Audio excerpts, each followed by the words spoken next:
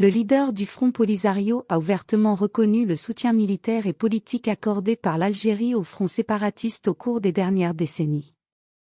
Cette reconnaissance est en accord avec les recommandations des Nations Unies et les résolutions du Conseil de sécurité de l'ONU, qui pointent clairement du doigt le palais Mouradia et sa responsabilité dans le conflit du Sahara marocain.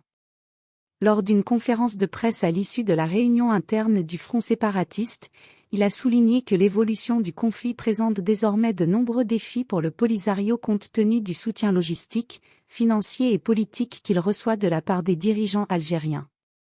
Le leader du Front Polisario a exprimé ses sincères remerciements pour le soutien continu apporté par l'Algérie à ses dirigeants. Cette déclaration reflète un changement dans le discours politique du Front, qui niait auparavant tout soutien direct de son voisin de l'Est.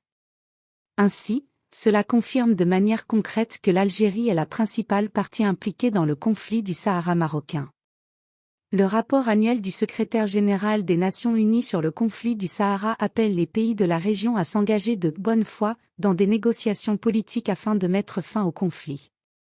Il souligne également la volonté des Nations Unies d'organiser des réunions intensives avec tous les acteurs impliqués dans ce dossier.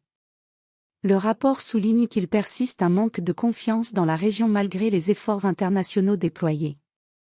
Il fait référence aux tentatives de l'envoyé personnel du secrétaire général des Nations Unies au Sahara pour rapprocher les parties en conflit.